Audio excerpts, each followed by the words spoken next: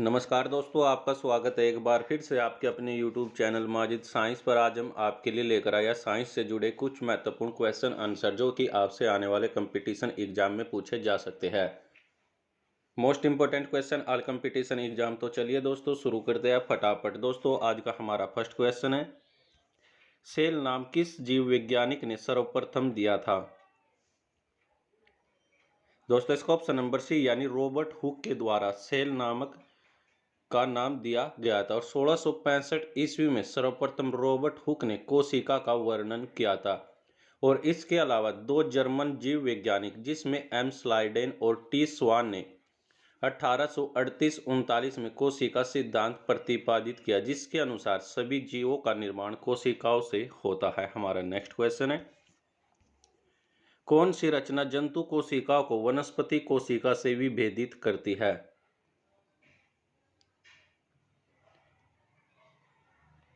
दोस्तों इसका option number D यानी सेंट्रीओल। सेंट्रीओल नामक रचना जंतु कोशिका को वनस्पति कोशिका से विभेदित करती है, जो पादपों को जंतुओं से भिन्न करती है। पशु और वनस्पति कोशिकाओं में पाए जाने वाले सेंट्रीओल कोशिका विभाजन में मदद करती है। हमारा नेक्स्ट क्वेश्चन है, कोशिकाओं में राइबोसोम की अनुपस्थिति में निम्न में से कौन सा कार्य संपादित नहीं होगा? दोस्तों इसका ऑप्शन नंबर सी यानी प्रोटीन संश्लेषण। राइबोसोम सजीव कोशिका के कोशिका द्रव में स्थित बहुत ही सूक्ष्म कण होता है, जिसकी प्रोटीन के संश्लेषण में महत्वपूर्ण भूमिका होती है। और ये आनुवांशिक पदार्थ जैसे डीएनए और आरएनए के संकेतों को प्रोटीन श्रृंखला में परिवर्तित करता है। और राइबोसोम की खोज सन 1950 के दशक में रोमानिया के जीव वैज्ञानिक जॉर्ज पेलेड के द्वारा की गई थी। और राइबोसोम नामक 1958 में वैज्ञानिक रिचर्ड बी रॉबर्ट्स ने प्रतिस्थापित किया था। हमारा नेक्स्ट क्वेश्चन है, यदि माइटोकॉन्ड्रिया काम करना बंद कर दे तो कोशिका में कौन सा कार्य नहीं हो पाएगा? दोस्तों इसका ऑप्शन नंबर बी यानी भोजन का ऑक्सीकरण। जीवाणु एवं नील हरित शैवाल को छोड़कर शेष सभी जीव पादप एवं जंतु कोशिका के कोशिका द्रव में अनियमित रूप से बिखरे हुए दोहरी झिल्ली आबंध कोशिकाओं को सूत्रकणिका या फिर माइटोकॉन्ड्रिया कहा जाता है। श्वसन की क्रिया प्रत्येक जीवित कोशिका के कोशिका द्रव यानी साइटोप्लाज्मा एवं माइटोकॉन्ड्रिया में संपन्न होती है। श्वसन संबंधित प्रारंभिक क्रियाएं साइटोप्लाज्मा में होती है, जबकि शेष क्रियाएं आपकी माइटोकॉन्ड्रिया में होती है। और इस क्रिया के अंतिम चरण में अधिकांश ऊर्जा उत्पन्न होती है। इसलिए माइटोकॉन्ड्रिया को कोशिका का श्वसांग या फिर शक्तिग्रह या फिर पावर हाउस भी कहा जाता है। हमारा नेक्स्ट क्वेश्चन है, कोशिका का ऊर्जा घर किसे कहा जाता है? दोस्तों इसका ऑप्शन नंबर सी यानी माइटोकॉन्ड्रिया को कोशिका का ऊर्जा ग्रह माइटोकॉन्ड्रिया को कहा जाता है। और इसकी खोज सन 1886 में अल्टमैन के द्वारा की गई थी। और यह कोशिका का श्वसन अंग होता है। कार्बोहाइड्रेट के ऑक्सीकरण के फलस्वरूप ऊर्जा आपकी एटीपी के रूप में उत्पन्न होती है। हमारा नेक्स्ट क्वेश्चन है, निम्नलिखित में से कौन सबसे बड़ा कोशिकांग है?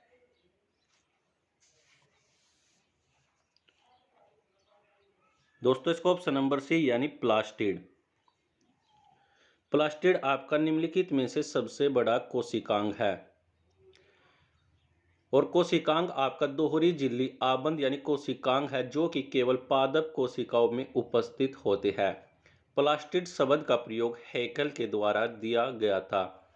सिम्पर ने प्लास्टिड को क्लोरोप्लास्ट नाम दिया। और प्लास्टिड आपके 3 प्रकार के होते हैं। नंबर 1 आपका ल्यूकोप्लास्ट, नंबर 2 आपका क्रोमोप्लास्ट और नंबर 3 आपका क्लोरोप्लास्ट, जो कि आपका सबसे छोटा होता है। कोशिकांग राइबोसोम जिसका निर्माण केंद्रिका के द्वारा किया जाता है। जो सबसे बड़ा कोशिकांग आपका क्लोरोप्लास्ट हरितलवक तथा द्वितीय बड़ा कोशिकांग आपका माइटोकॉन्ड्रिया होता है। हमारा नेक्स्ट क्वेश्चन है, कोशिका में प्रोटीन संश्लेषण कहां पर होता है? दोस्तों इसका ऑप्शन नंबर बी यानी राइबोसोम में, कोशिका में प्रोटीन का संश्लेषण आपका राइबोसोम में होता है। कोशिका द्रव में राइबोसोम छोटे छोटे कणों के रूप में अंतःपरद्रव्य जालिका के तल तथा केंद्र झिल्ली के ऊपर मिलते हैं, जिसका काम प्रोटीन का संश्लेषण करने में मदद होता है। और राइबोसोम में राइबोन्यूक्लिक अम्ल तथा प्रोटीन होते हैं। हमारा नेक्स्ट क्वेश्चन है, पादप कोशिका का सबसे बाहरी आवरण क्या कहलाता है? दोस्तों इसका ऑप्शन नंबर बी यानी कोशिका भित्ति। पादप कोशिका का सबसे बाहरी आवरण आपका कोशिका भित्ति कहलाता है। जीवाणु एवं वनस्पति कोशिका में कोशिका झिल्ली के बाहर निर्जीव यानी पारगम्य तथा मोटी दीवार पाई जाती है, जिसे हम कोशिका भित्ति कहते हैं। वनस्पति कोशिका में यह कोशिका झिल्ली के बाहर किंतु जीवाणु में स्लाइम परत के नीचे रहती है। जैसे कुछ श्रेणियों में यह एक कोशिकीय पौधे, वनस्पति जनन कोशिका एवं प्राणी कोशिका में कोशिका भित्ति नहीं पाई जाती। कोशिका भित्ति का निर्माण सेल्यूलोज, पैक्टोज तथा अन्य निर्जीव पदार्थों के द्वारा होता है।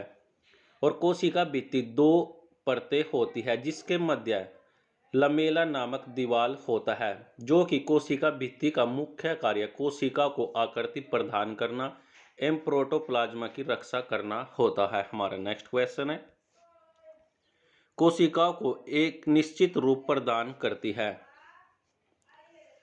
दोस्तों इसका ऑप्शन नंबर बी यानी कोशिका भित्ति, जो कि आपकी कोशिकाओं को एक निश्चित रूप प्रदान करती है और यह पादप कोशिकाओं को बाहरी आघात से बचाती है। यह कोशिकाओं को एक निश्चित आकार प्रदान करने का काम भी कोशिका भित्ति के द्वारा होता है। हमारा नेक्स्ट क्वेश्चन है, कोशिका द्रव में उपस्थित महीन, साकित, झिल्लीदार और अनियमित नलिकाओं का घना जाल क्या कहलाता है? दोस्तों इसका ऑप्शन नंबर डी यानी अंतःपरव्य जालिका। कोशिकाओं में कोशिका झिल्ली के अंदर केंद्र को छोड़कर संपूर्ण पदार्थ को कोशिका द्रव कहते हैं। यह सभी कोशिकाओं में पाया जाता है तथा कोशिका के झिल्ली के अंदर तथा और केंद्र झिल्ली के बाहर रहता है। यह रवेदार जेलीनुमा अर्धतरल पदार्थ जिसे अंतःपरद्रव्य जालिका कहा जाता है और यह पदार्थ आपका पारदर्शी एवं चिपचिपा होता है, जो कि कोशिकाओं के 70% भाग की रचना का काम करता है और इसकी रचना जल एवं कार्बनिक तथा अकार्बनिक ठोस पदार्थ के द्वारा होती है। हमारा नेक्स्ट क्वेश्चन है, प्रोटीन निर्माण का सक्रिय स्थल निम्नलिखित में से कौन सा है?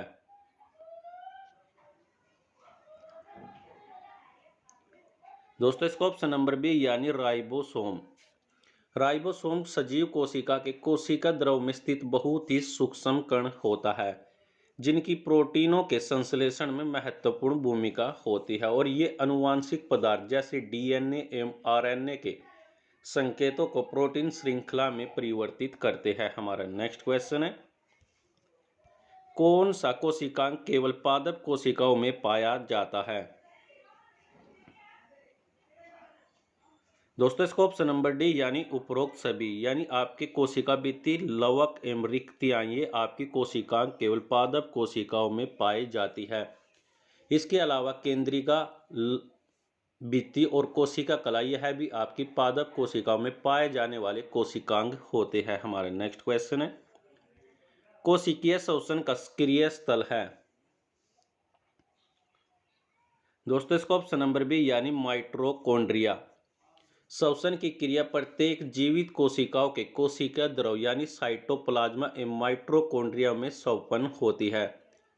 श्वसन संबंधित प्रारंभिक क्रियाओं को साइटोप्लाज्मा कहा जाता है, जबकि शेष क्रियाएं आपकी माइटोकॉन्ड्रिया में होती है और क्रिया के अंतिम चरण में अधिकांश ऊर्जा उत्पन्न होती है। इसलिए माइटोकॉन्ड्रिया को कोशिका का श्वसांग या फिर शक्तिगृह या फिर पावर हाउस भी कहा जाता है। हमारा नेक्स्ट क्वेश्चन है,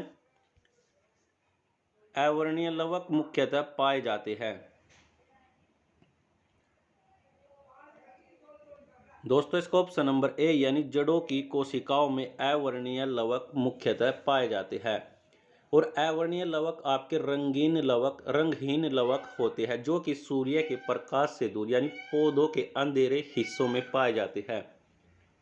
ल्यूकोप्लास्ट खाद्य सामग्री का भंडार करते हैं और ये 3 प्रकार के होते हैं।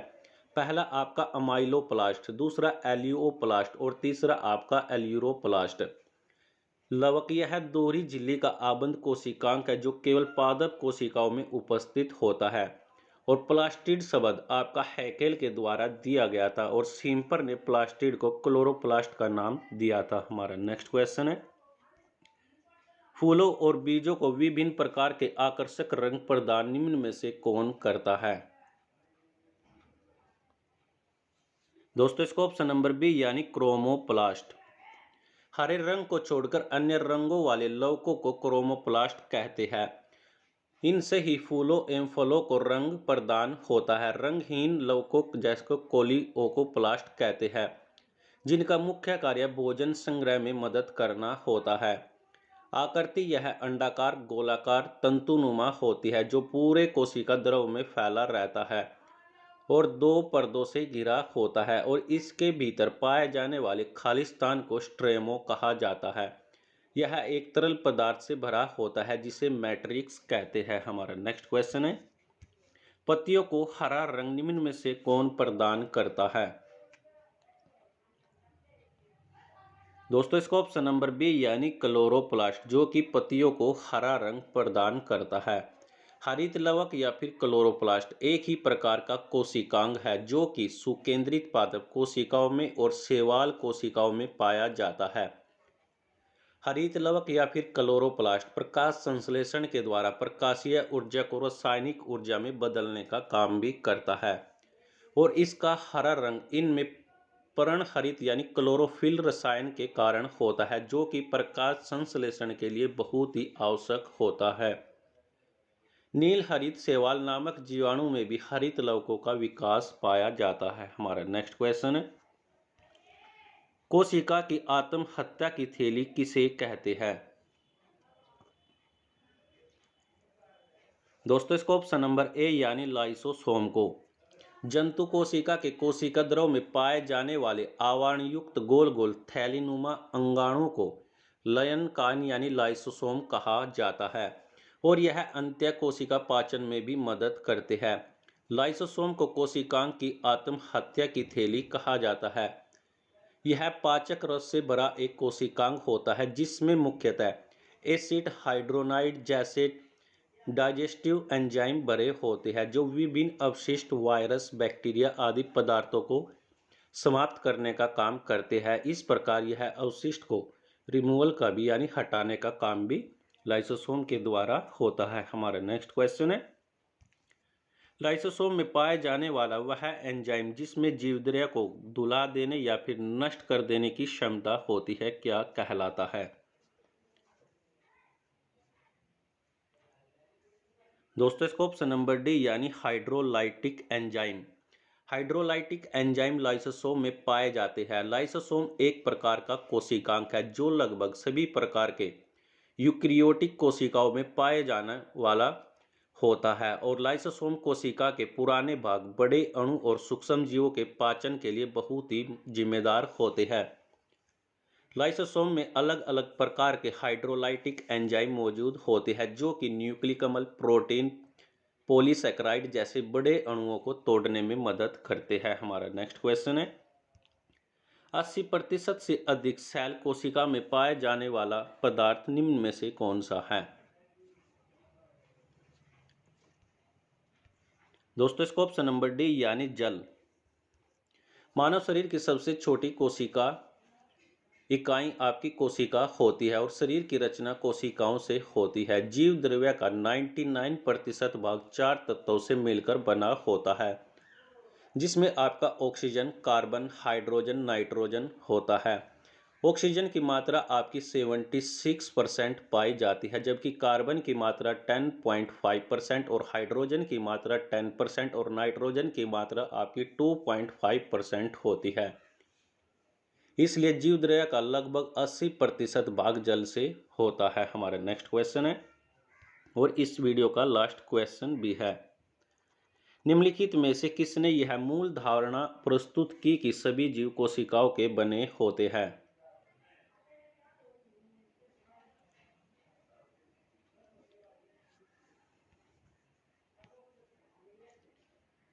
दोस्तों इसका ऑप्शन नंबर डी यानी 2 और 4 यानी स्लाइडेन और टी स्वान ने। स्लाइडेन और टी स्वान ने यह मूल अवधारणा प्रस्तुत की कि सभी जीव कोशिकाओं के बने होते हैं। फिलहाल के लिए दोस्तों आज के लिए इस वीडियो में इतना। यदि आपको यह वीडियो अच्छी लगे तो इस वीडियो को लाइक कीजिए, कमेंट कीजिए, शेयर कीजिए और सब्सक्राइब कीजिए माजिद साइंस को। वीडियो देखने के लिए आप सभी लोगों का धन्यवाद।